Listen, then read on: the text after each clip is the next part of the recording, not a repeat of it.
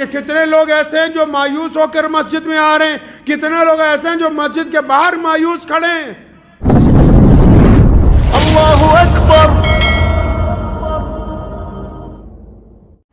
کئی ظالم یہ سوچتے ہیں نا کہ ہم جتنا ظلم کرتے ہیں رسی ڈھیلی ہے، ہم نے کسی سے زیادتی کی تو اللہ کی طرف سے پکڑ نہیں آئی، ہم نے کسی کا مال چھینا اللہ کی طرف سے پکڑ نہیں آئی، ہم نے کسی سے ٹھگی ماری اللہ کی طرف سے پکڑ نہیں آئی، ہم نے کسی سے زنا کیا اللہ کی طرف سے پکڑ نہیں آئی۔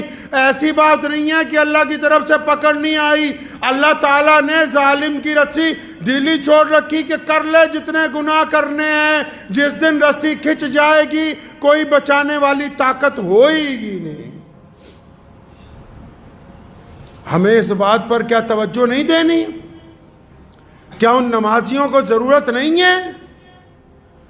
کیا ان دیندار لوگوں کو ضرورت نہیں ہے کہ چاروں طرف نگاہ دوڑائیں کہ کتنے لوگ ایسے ہیں جو مایوس ہو کر مسجد میں آ رہے ہیں، کتنے لوگ ایسے ہیں جو مسجد کے باہر مایوس کھڑے ہیں،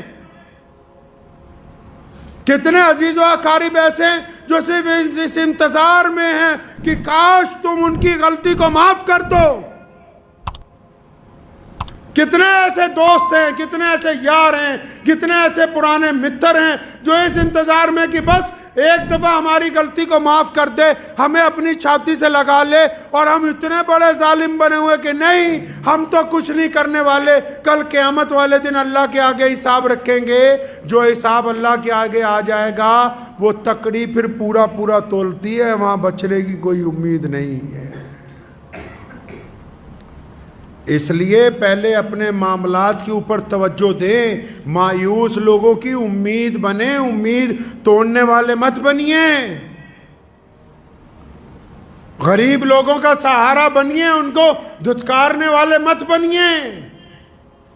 اپنے گھر میں اپنے رویے کے ساتھ لوگوں کے درمیان اپنا چہرہ اپنا رویہ ایسا مت بناؤ کہ تمہاری اولاد، تمہاری بیوی، تمہارے بچے، تمہارا باپ، تمہاری ماں تم سے بات کرتے ہوئے ڈریں۔ نوٹ کر لو دل کی کاپی پر جس کے غصے کی وجہ سے اس کے ماں باپ اس سے ڈرنے لگیں، اس سے بات کرنا چھوڑ دیں، وہ جتنی مرضی دعائیں کرتا رہے، جس مرضی بڑے ولی اللہ کے پاس چلا جائے، اللہ کے حضور اس کی کوئی دعا قبول ہو ہی نہیں سکتی۔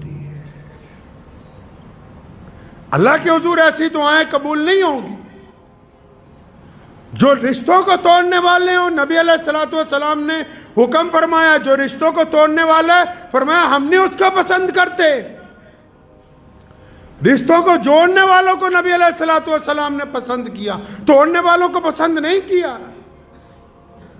ہمارا کردار اگر جوڑنے والا ہے تب تو ہم سمجھیں کہ ہمارے لیے بڑی خوش قسمتی کی بات ہے، اور اگر ہمارا کردار رشتوں کو توڑنے والا ہے تو پھر کھوکھلی نمازیں، کھوکھلی تسبیحاں ہمارے کچھ کام آنے والی ہے نہیں ہے۔ تو ان لوگوں کو تو خاص طور کے کہتا ہوں، جو لوگ یہ سوچتے ہیں دل میں کبھی کبھی کہ ہمارا کچھ نہیں ہو سکتا، ہم آگے نہیں بڑھ سکتے، ہم کچھ نہیں کر سکتے، یہ جو مایوسی اپنے دل میں بٹھا لی ہے، اللہ کا نام لے کے اس مایوسی سے باہر نکل آؤ اور اپنا ٹارگٹ طے کرو، کرنا کیا چاہتے ہو۔ اللہ تعالیٰ نے فرمایا میں اپنے بندے کے گمان کے ساتھ ہوں۔ میرا بندہ جو دل میں آئیڈیا بناتا ہے، اللہ فرماتے ہیں کہ میں اپنے بندے کے آئیڈیا کے ساتھ ہوں۔ یہ چاہتا کیا ہے؟ اگر آئیڈیا ہے کہ میں نے بڑا آدمی بننا ہے، آئیڈیا ہے کہ بڑا بزنس مین بننا ہے، آئیڈیا ہے کہ عالم بننا ہے، آئیڈیا ہے کہ میں سیاست میں آگے نام کمانا چاہتا ہوں، آئیڈیا ہے کہ میں بہت بڑا ادیوگ پتی بننا چاہتا ہوں، اللہ کہتے ہیں کہ جب میرا بندہ ارادہ کرتا ہے، اور مسلمانوں سنو، اللہ کے بندوں کی بات ہو رہی ہے، رب کریم کے کن کی بات ہو رہی ہے؟ بندوں کی، صرف مسلمانوں کی نہیں۔ قرآن نے کہا الحمدللہ رب العالمین، فرمایا کہ تمام تعریفیں اس رب کے لیے جو تمام عالم کا پالنہار ہے، اور جس نے طے کر لیا، اللہ فرماتے ہیں جب میرا بندہ طے کرتا ہے نا کہ میں نے آگے بڑھنا ہے، فرماتے ہیں پھر میں اس کی امید پر کھرا اترتا ہوں۔ جب اس نے طے کر لیا کہ میں نے بڑا بننا ہے تو جب یہ ایک قدم بڑھائے گا اس کو آگے چلا دیا جائے گا پھر انشاءاللہ تعالی۔ اور اگر ہم نے یہ طے کر لیا کہ جی بس صبح اٹھیں، آرام سے شیڈیول کا کام کرنا ہے، 2 وقت کی روٹی کمانی ہے، اس کے بعد 2-4 چگلیاں کرنی ہے اور پھر شام کو سو جانا ہے، 2 گھنٹے موبائل دیکھنا ہے۔ تو جب آپ اپنی قسمت کو اس طرح بنانا چاہتے ہو تو اللہ نے فرمایا کہ جو قومیں، جو لوگ اپنی حالت نہیں بدلنا چاہتے، اللہ تعالیٰ بھی ان کی حالت نہیں بدلنا چاہتے۔ اپنی حالت کو تبدیل کیجیے اور ان لوگوں کو تلاش کرو معاشرے میں۔ یہ سنت ہے نبی علیہ السلام کی، ڈھونڈو انہیں جو مایوسی کے اندر بیٹھے ہوئے ہیں، جو خوف زدہ ہیں، جو ڈرے ہوئے ہیں، جو اپنی بیماریوں سے ڈر گئے ہیں، جو اپنے کاروبار میں خسارے سے ڈر گئے ہیں، جن کے دل میں بزدلی آ گئی ہے، جن پہ گھبراہٹ طاری ہو گئی ہے، جو گھر سے باہر نکلنے کے لیے تیار نہیں ہیں۔ ڈھونڈو ان کو جو آپ کے قریب ہیں۔ اگر آپ اپنے قریبی ان لوگوں کو ڈھونڈ کر باہر نہیں لائیں گے، کل قیامت کے دن آپ سے پوچھ ہوگی کہ تم کو اچھی عقل، اچھی صحت، اچھے وسائل اللہ نے دیے تھے، پھر کیا بات ہوئی کہ تم نے اپنے بھائی کو، اپنے پڑوسی کو، اپنے دوست کو مایوسیوں کے خول سے باہر نہیں نکالا؟ کیا بات تھی کہ تم سارا دن اپنی عیاشی میں لگے رہے؟ تمہیں اپنے قریبی لوگ نہیں آئے؟ اللہ کی طرف سے پکڑ ہوگی کل قیامت کے دن۔ تلاش کریں ان کو، کریں گے انشاءاللہ تعالی۔